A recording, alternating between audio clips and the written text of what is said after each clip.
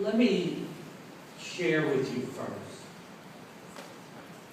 Well, I could sit here and stand here today and feel so good. People tell me, oh, Paul, you're doing so much.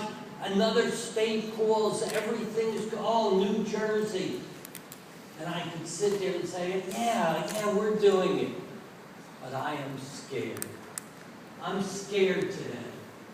I'm not going to give you a whole history lesson, but 1975, 76, when it first began, we did that first curriculum. We were looking for materials. We were looking at people like Michael Berenbaum to help us get started, begin to talk. We took books and materials. We had Knight, we had a few others. Today, we have to be very careful. We have to review the books to make sure they're appropriate, that the information is correct.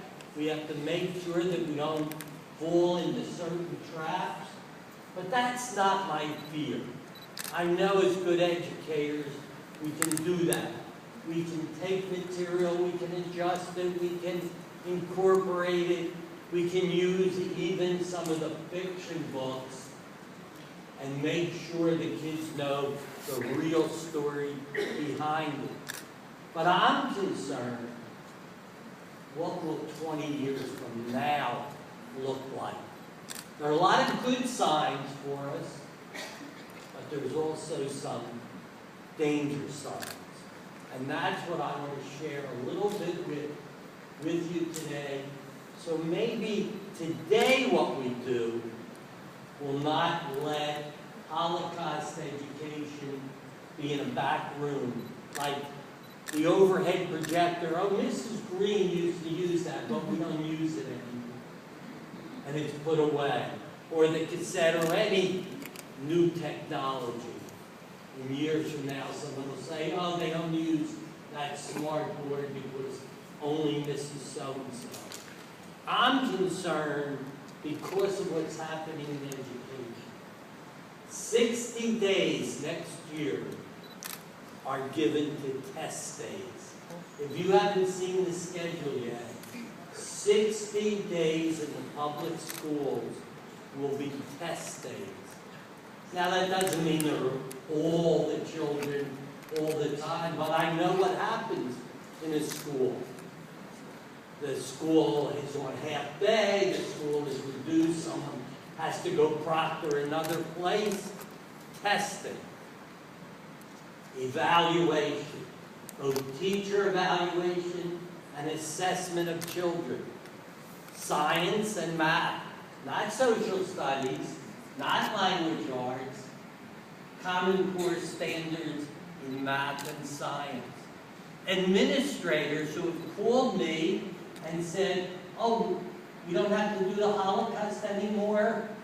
That's out because the Common Core standards. I had to write a letter, all the principals. No, there's a mandate in New Jersey. There's a law that says, not you have to, you have the privilege. No one can tell you you can't do it. You can stand up. You can talk about these very tough subjects. Because there's a law that says, teach about prejudice and bias and bigotry and intolerance through the Holocaust and genocide. But I am concerned. With some of these pressures, I don't want to see Holocaust being moved off and off and off and further away. Now, I think that we can defeat that. I think that we can feel that in 20 years from now, some of you will be very active in the teaching. Some of you will see what occurs. We can do it because people like yourselves, and I was so pleased, I said to Kristen, that to see young and middle, and even some older ones here in the room.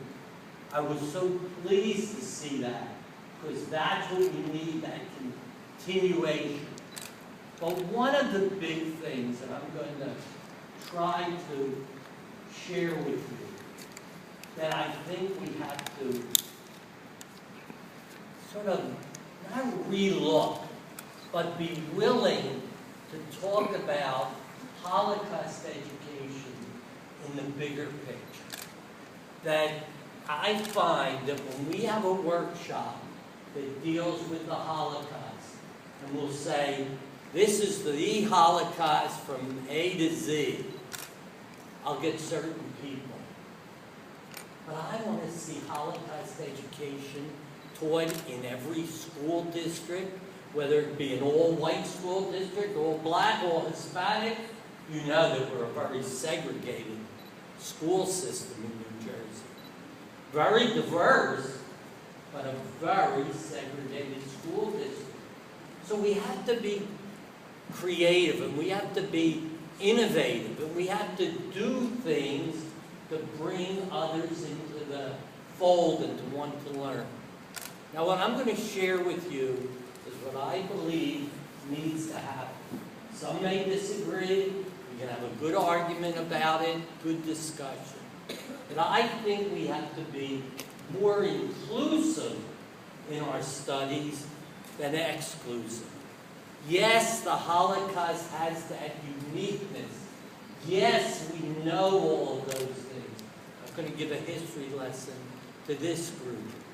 But Rwanda will tell us the uniqueness of that. And Darfur will tell us the uniqueness of that.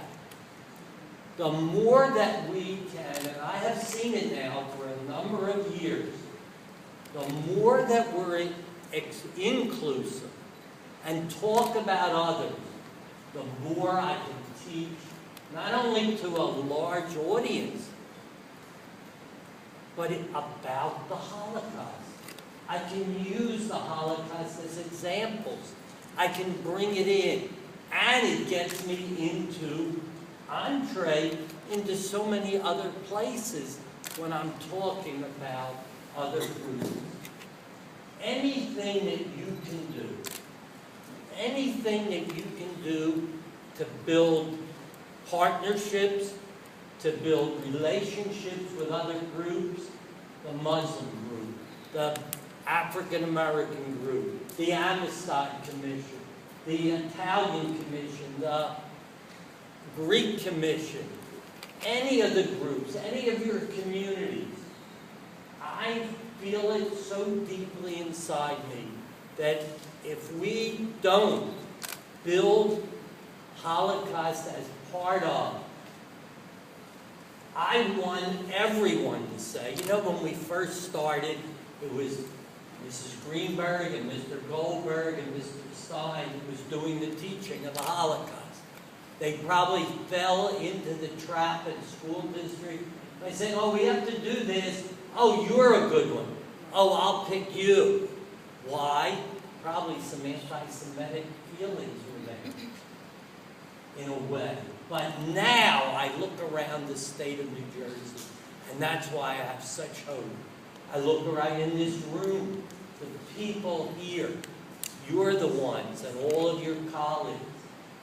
We have to get everyone involved, and we are.